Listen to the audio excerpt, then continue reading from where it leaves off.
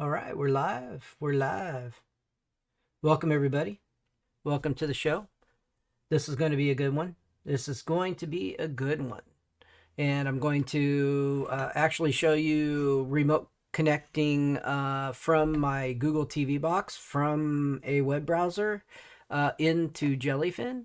And we're going to talk about some of the differences between Jellyfin and Plex. And we're going to talk about why Jellyfin actually is a little easier for remote connection and why ultimately it might be the better choice. I've had a chance to really dive in and mess with Jellyfin for several weeks. I did a install video, and I felt like this was a good one to just go live and show some stuff. Show some stuff about Jellyfin. I'm going to do a complete series on Jellyfin, all edited nice from start to finish, of installing the server, making libraries, and going through the process of doing the remote connection, etc., etc. So if anybody is interested in getting that kind of information, then yeah, you'll be able to. Let's see. Hopefully everybody can see me.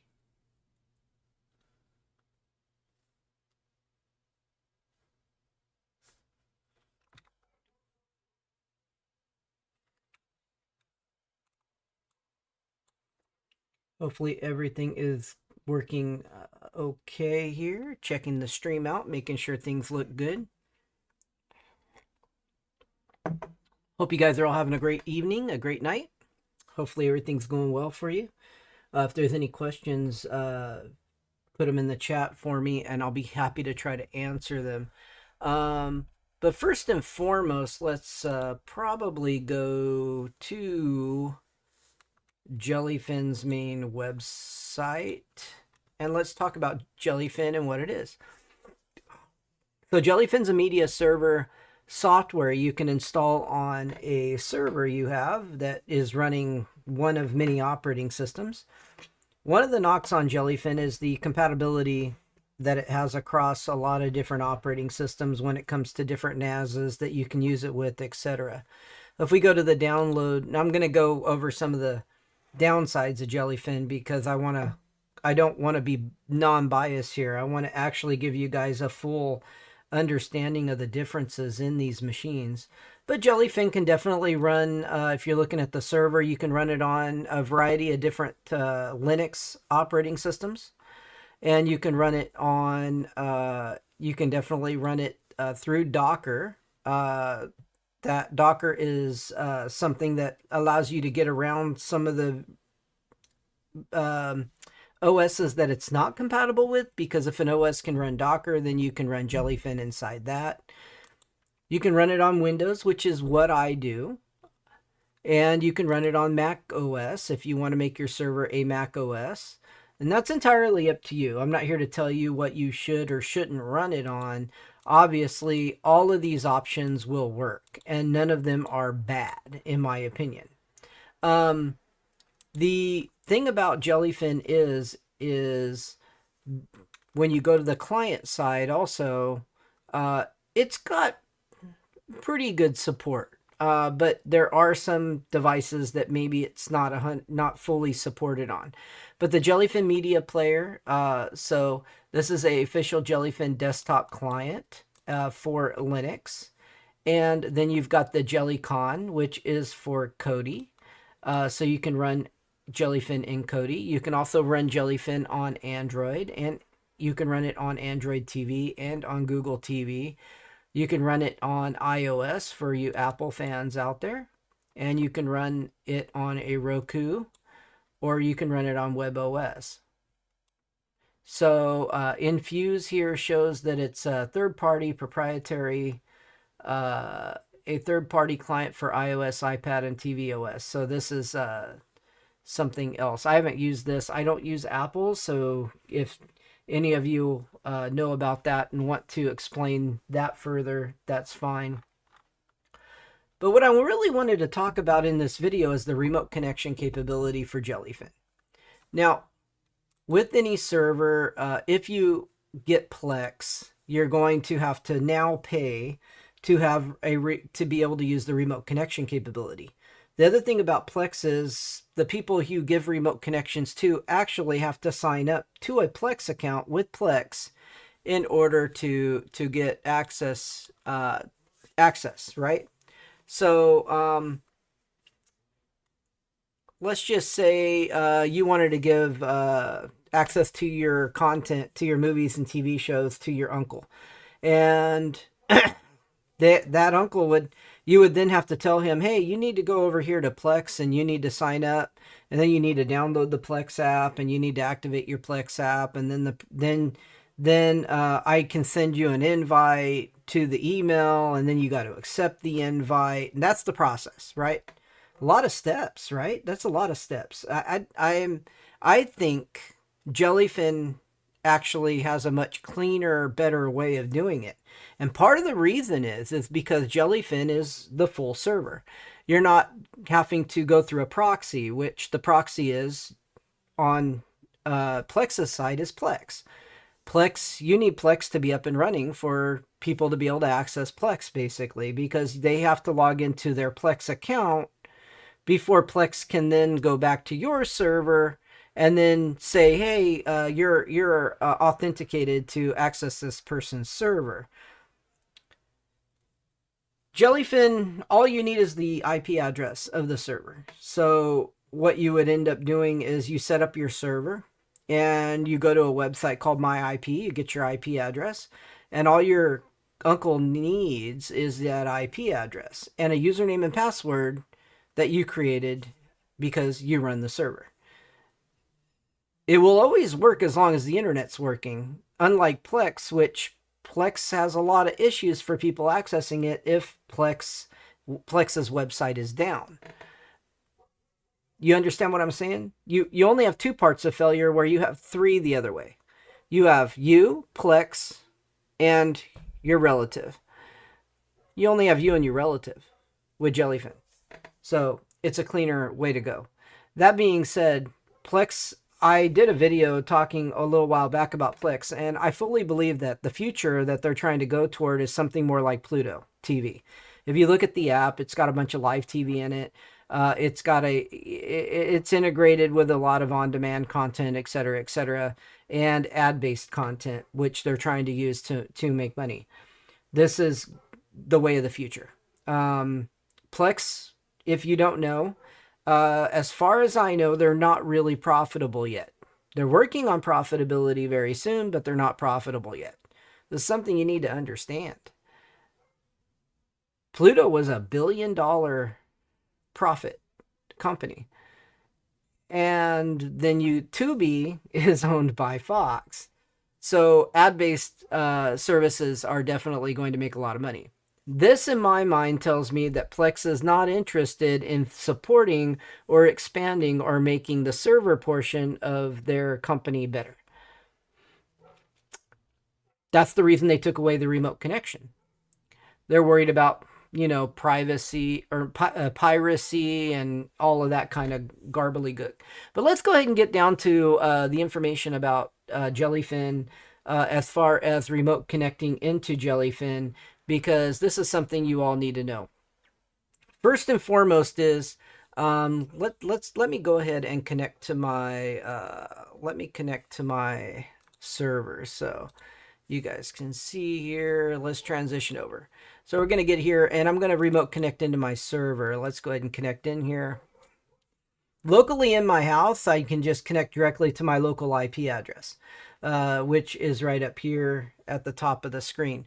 Now, this local IP address is the IP address of the server. The server is a small form factor Dell. If you didn't see my video, I do a video where I do maintenance on my server and all my hard drive boxes. I did a video telling you how you could, just for a couple of $100, build a starter server yourself without having to go through the pains of trying to buy an expensive NAS.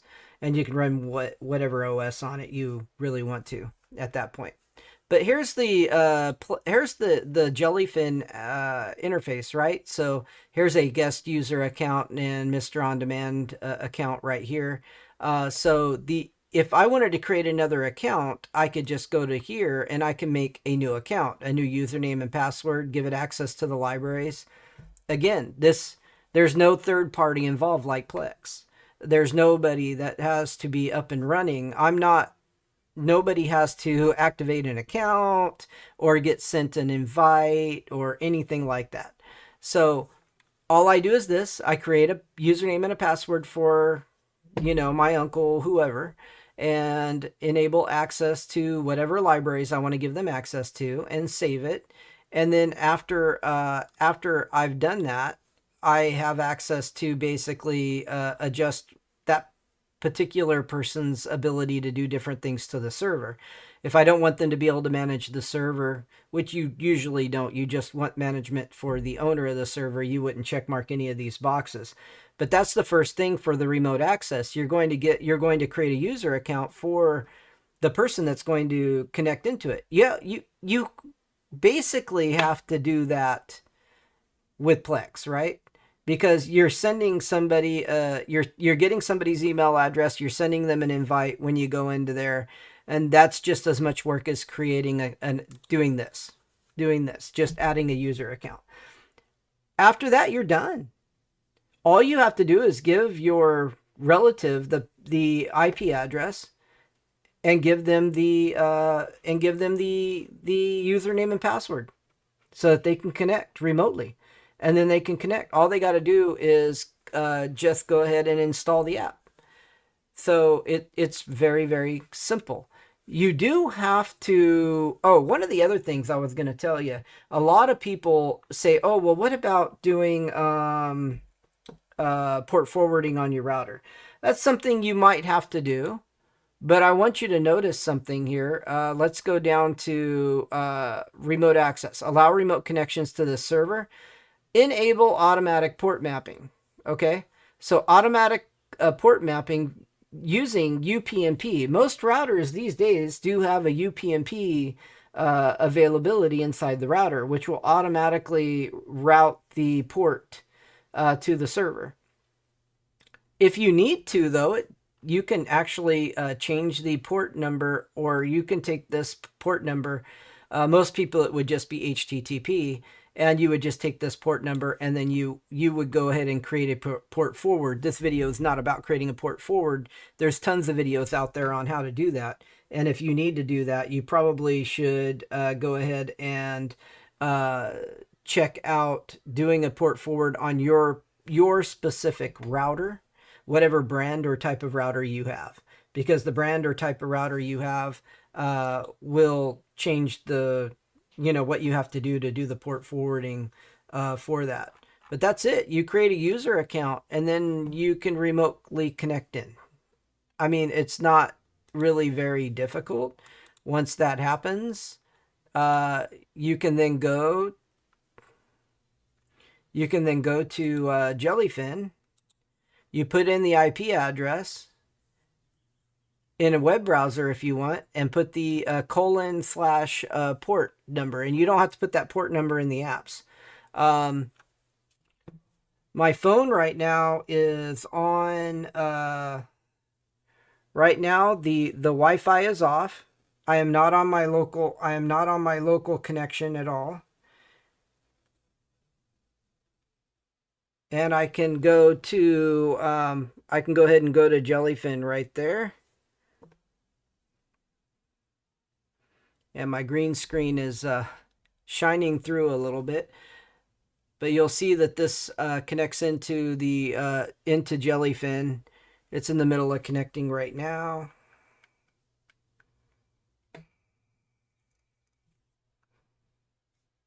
I was just connected it just a second ago, so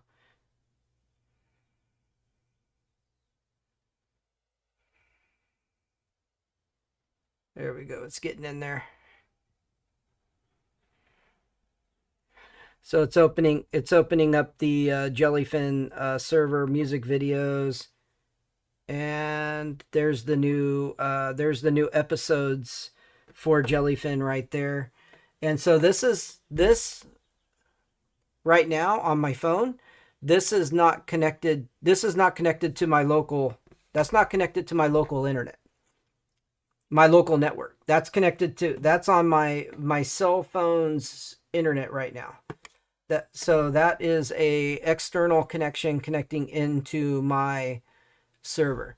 So that gives you an idea of how that works, as well as, I mean, here's a better example, right? So, you know, here's the Jellyfin app on standard Android, and if I go ahead and I sign out,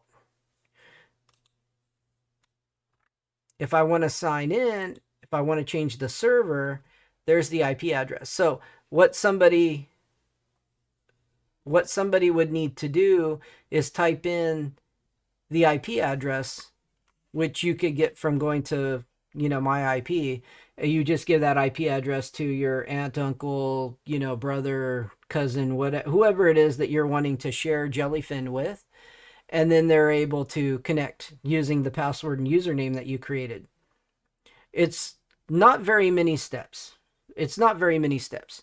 At the end of the day, once you have your server set up, it's much easier to give somebody access to your Jellyfin server than it is to give somebody access to Plex, because Plex is really complicated, going through the whole process of, setting, having to create a free Plex account in order for your relative to connect up. And it's not even free anymore. I mean, let's face it, Jellyfin wins because it's free. So we'll hit connect here, and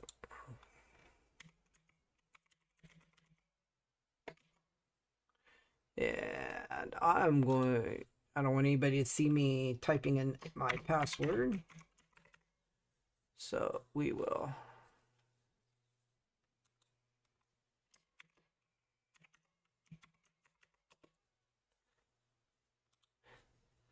So here's the Jellyfin interface. Now, one of the things I liked was the TV network section. This is something that's not in Plex, so that's kind of cool. The episodes area, genres, Plex does have that, but this is a completely free option.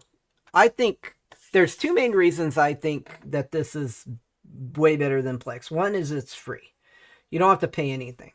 The other is it doesn't depend on a third-party server or company to be up and running that might be watching what you're doing in some way, shape, or form. And that in my opinion is a big deal to me. Why I think Plex is a better option, that Jellyfin's a better option over Plex for that purpose. I mean, if somebody's just starting out making a server today, there's no way I would tell them, hey, do Plex and pay their $250 or whatever they're charging for a lifetime Plex pass. MB is nice too, Ken, but MB also isn't free. MB has a free version, but the free version, in my opinion, it has some issues. Limited playtime, and the apps have a little bit of an issue on the free MB. So when it comes to MB, the other thing about MB you got to understand is one thing about the company MB is they started out being open source. So they were everything was open source to everybody. And then they made it closed source. So they kind of went back on their word on how they were going to proceed going forward with being a media server. I loved Plex. I thought the free option of Plex, being that it still gave you the ability to do a remote server for your friends and family, I thought it was an absolutely great option with the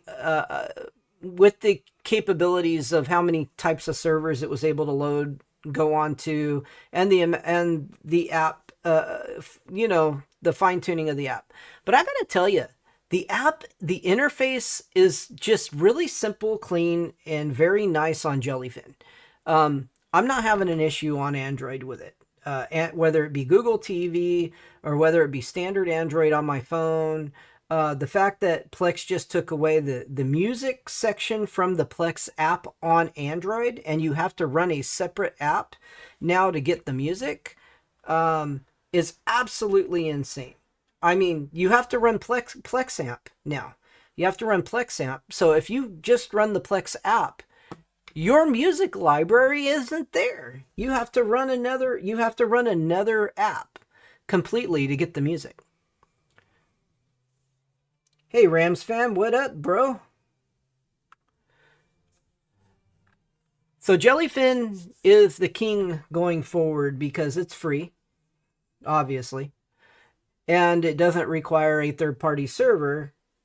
And it also it's a clean interface. It just works really, really well. I've been really impressed with how well Jellyfin has worked, going, so far for me. Let's see here.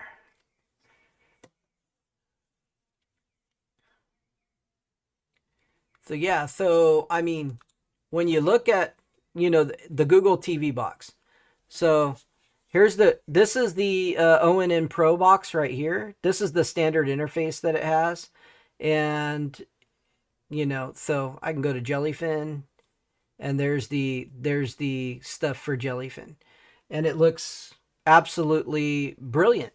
I mean, it's a nice interface, and you don't have any other bloated extra anything in it.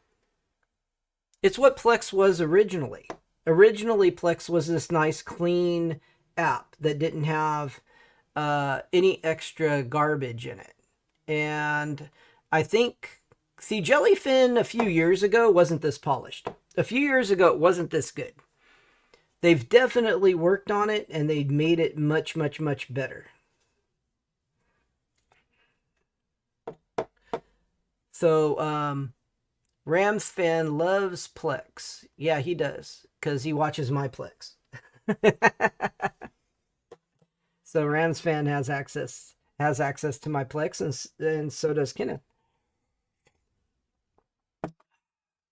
But yeah, Kenneth, I'll have to get with you also if you're still out there, so that I can have you do some testing, some remote testing for me. I'm going to get a few people remote testing Jellyfin out for me, and I want to see how it runs for people, in other states and other locations in the world off of my server, so that I can kind of get an idea of how well.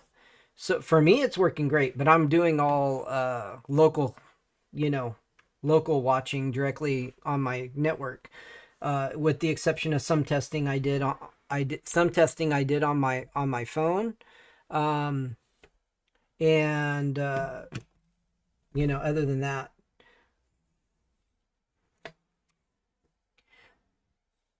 But yeah, no problem, Kenneth. Yeah, I mean, the plan is to stick with me and get it for free, right? Plex is not the free option anymore. So if you don't have anything and you're trying to find something you can do for free, I mean, Plex will be all right for free if you're just wanting it to do in your own home. But if you want to share with friends or family, then that becomes a real issue, which I do share with friends and family. And that's a big deal to me. I don't know about the rest of you out there, what you think about what Plex has done recently with their business model. I would love to see something else out there, that would be some competition as well. But we do have three options. I mean, two paid ones, MB and Plex, which they do have their free options, but their free options honestly aren't great. and you have Jellyfin as the only free option, the only truly free option. And there are some third party plugins and some different things that can go into MB. Uh, there's things like that. But if you're just wanting to do a media server, just a multimedia server for free, then Jellyfin becomes the best option for me. That's my opinion. And I'm sticking to it.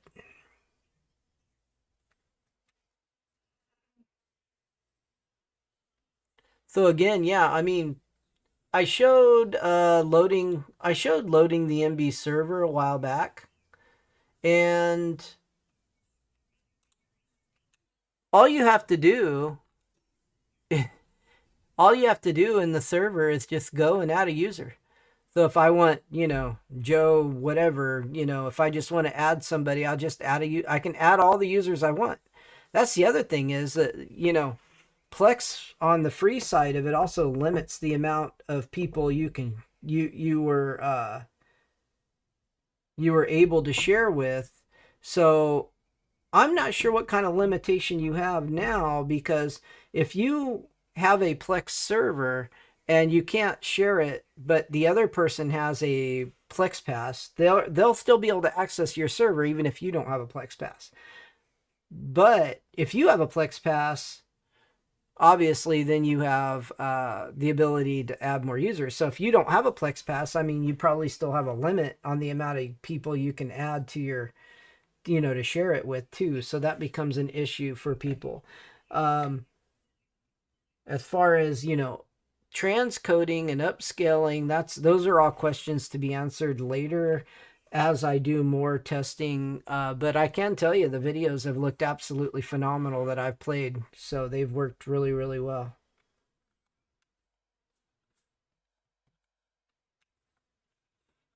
Let's see. What else can we talk about? So let's add a library. Let's add a library to Plex to a Jellyfin here. Let's go to the libraries section. So I'm on my server right now. I got new music or music videos, new episodes. So if I want to add a library, I go down and I'm going to select movies, so I can add the new movies section, because that's a section I've been wanting to add anyway. So let's go ahead and just add a library. So it's real easy. You just go to your libraries and you just, again, you go back. Again, big old plus sign, very simple. Add a library. And we're going to go to movies. And what I need to do is make sure what drive the movies is. So the movies is H. Okay. That's not where I want. Okay. Movies. So what we're going to do is display name is, this is actually going to be named new movies, because I'm not adding all the movies. I'm just going to add a folder, and we want new movies, and I'm going to hit OK and hit OK. This is going to add the new movies in here. Oh yeah, my Jellyfin's already set up. I have music videos and new episodes, and I'm adding the new movies library in there. And I think those are the only 3 libraries I'm going to leave in there, because those will be the most important ones, is the new movies, the new episodes, and music videos. I do want to add the my regular music library as well. So that's another library that I do want to add also. So I'm thinking of moving more toward using Jellyfin as my primary going forward in the future, but that's still a little ways off. I'm still, doing some testing on it. I might move to Jellyfin for myself here in my house, and maybe leave Plex for my friends and family remotely too. But I'm going to keep both Plex and Jellyfin, because I paid Plex for a lifetime subscription a while back. So Since I paid them, I might as well use them. But yeah, it's so it's scanning the library right now, as we can see the little bars going, and the movie section. Preferred download language. I didn't set any of this stuff. Let's go ahead and set that. Set English, country, region.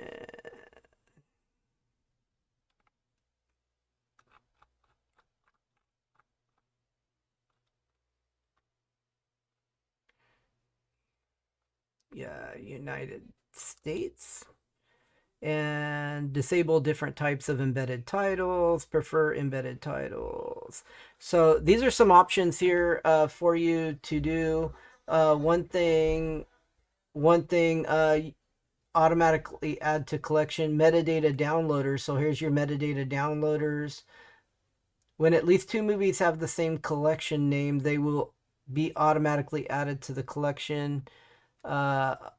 Different types of embedded. So automatically refresh metadata over the internet, and metadata savers. So NFO will create less files on your server. If you don't select this, it's going to create a bunch of artwork and more files along with all of the movies and everything too. So this is one of the options. I didn't check mark that at the beginning, so it's going to create a bunch of extra artwork. But that's okay. Some of that artwork might be good for me to use on my Plex server if I need any of it. Save artwork into media folders. Saving the artwork into media folders will put them in a place where they can be easily edited.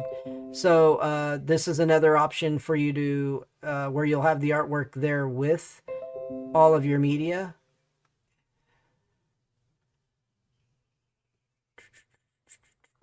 And I don't do any of the trick play, enable chapter image extraction. I don't do that.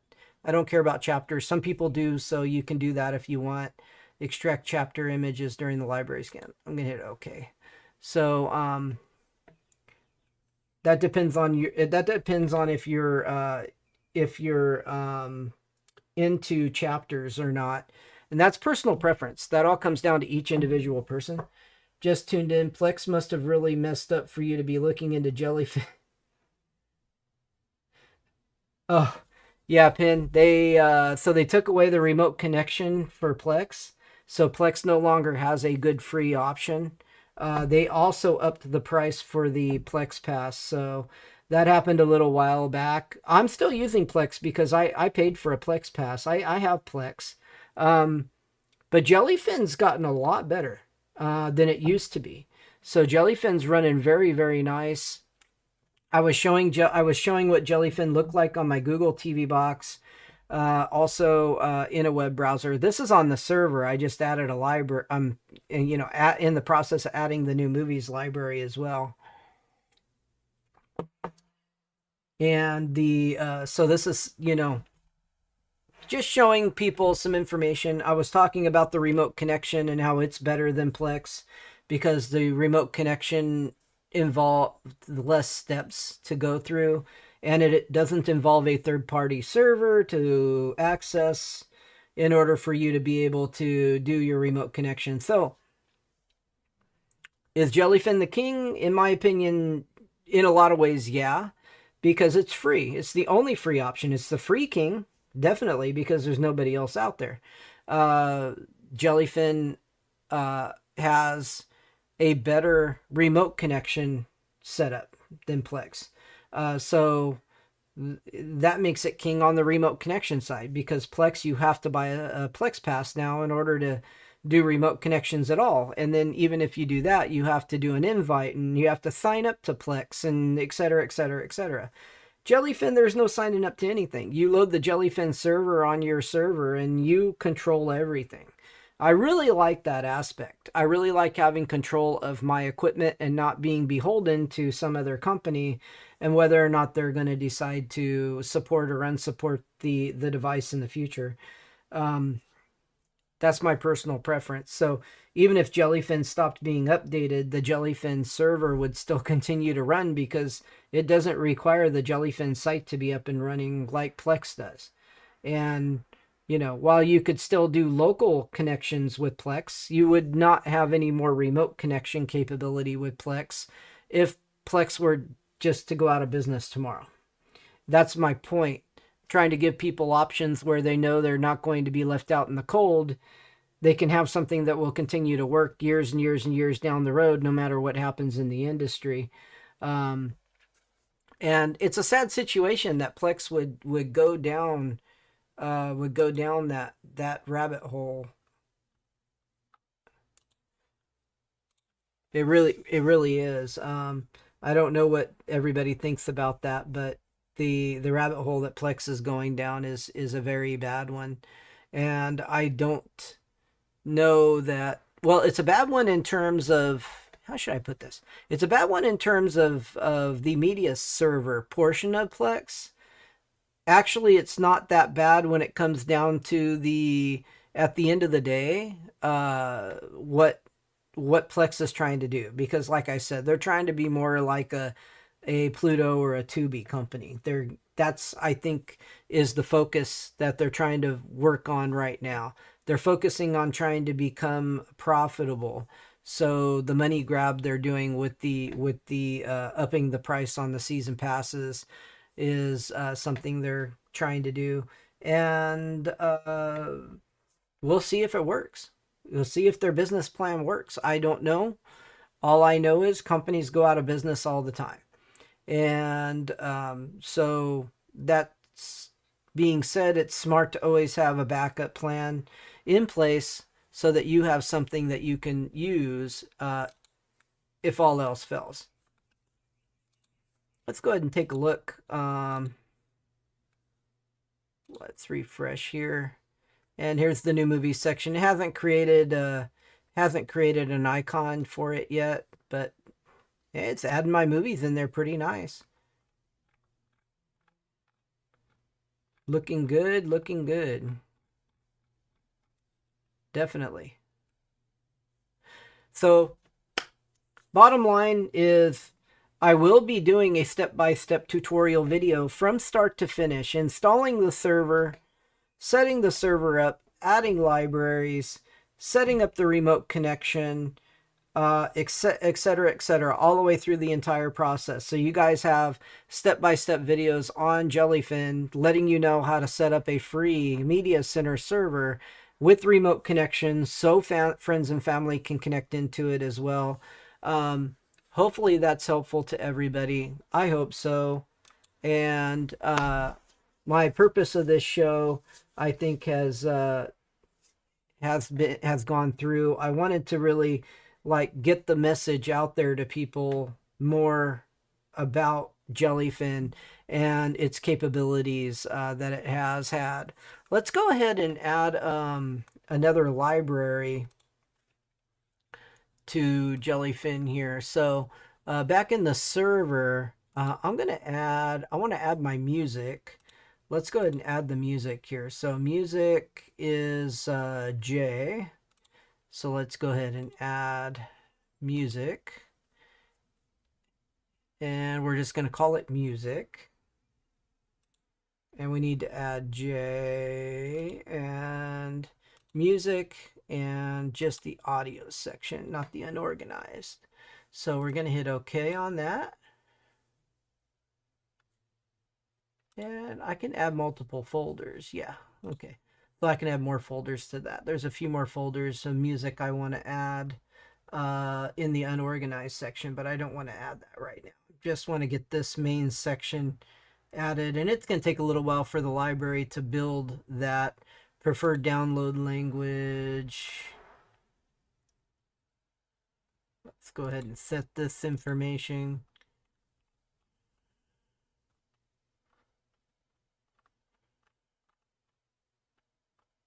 Let's go to United States, enable real-time monitoring. So it says metadata downloaders, music artists. So the audio database, Music Brains is checkmarked. I wonder why they don't by default checkmark the audio database. I think I'll checkmark both of them. Metadata for music. think I'll check mark both of them. Let's see, automatically refresh metadata from the internet. We'll do the NFOs. Russell D, what's up, Russell D? And so we're going to go ahead and add, let's see, image fetchers, image extractors, embedded image, and screen grabber. Save art. You know what? I'm going to start doing that. I mean, it's going to take up a little more hard drive space, but save lyrics into media folders. No, I don't need that. Audio tag settings. Prefer artist tag if available. Use the non-standard artist tag instead of artist tag when available. Nah, I don't think I need to do that. Split artist genre tags with custom characters. Use custom tag. Nah. Okay, let's just hit OK. And so that's going to start. Oh, now the new movies, it did finally put some artwork there. And it's going to work on this music library as well. So I've just had my music videos and new episodes because that's the newest episodes that I watch daily for my TV shows. So that was the easiest thing for me to add to test this watching regularly every day. Because I'm not every day watching a movie. I'm not every day, doing certain things, but I am every day. Watching a new TV episode almost every day. And I am listening to music on a regular daily basis. So those two sections I added, but I definitely need the regular music library added though. So that's going to be an important section to have added in here. And yeah, so I added a few libraries, and what I'm going to do going forward is I will do a full edited step-by-step video of Jellyfin from start to finish, adding your libraries, doing remote connection, installing the server, and setting it all up. Actually, it was way, way easier than I thought it was going to be. I thought it was going to be a little more difficult and a little more of a process for me to be able to do it, and it really was quite simple. It actually wasn't hard at all. The very first time I tried to do a remote connection with it, it just worked. So it's actually, which I can't say the same thing for Plex. When I first tried to do remote connections for Plex, I had to do I did the port forward in the server, and then I went to Plex, and then I had to go, oh, well, it's not showing that I've got, outside connection. As a matter of fact, let me show you that. So in Plex, here's the Plex server here. Let's go ahead and go to the let's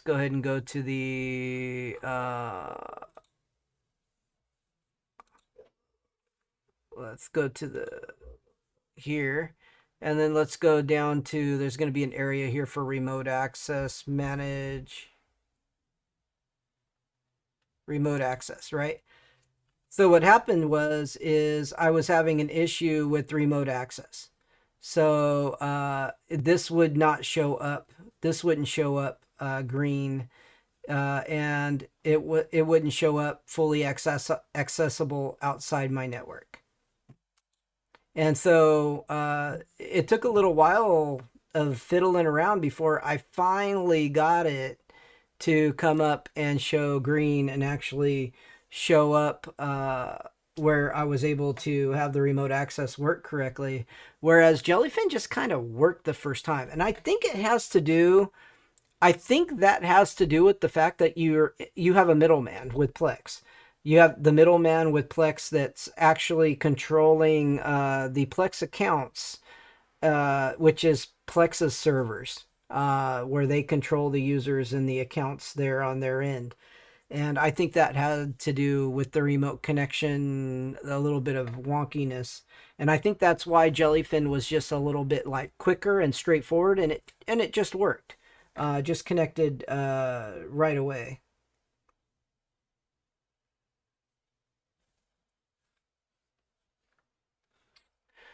All right, well, the music library is still scanning. It's actually scanning quite quickly.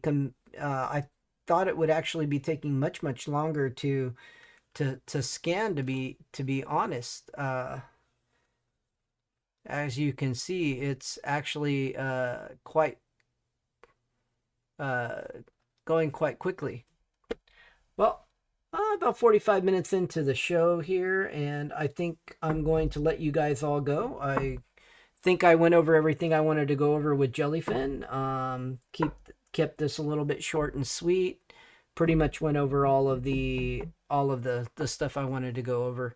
If there is any questions, feel free to leave me a comment in this video. If there's something you want me to make sure I put in the detailed tutorial that I'm going to make about Jellyfin, make sure you let me know down in the comments of this video, and I will make sure that I get that added so that you get the information you're looking for. And hopefully we can all enjoy our media servers and our media and movies and TV shows and music and everything, and just have a lot of fun. That's what I'm here for. So you guys all have a great day, great evening, and I'll see you in the next one. Catch y'all later.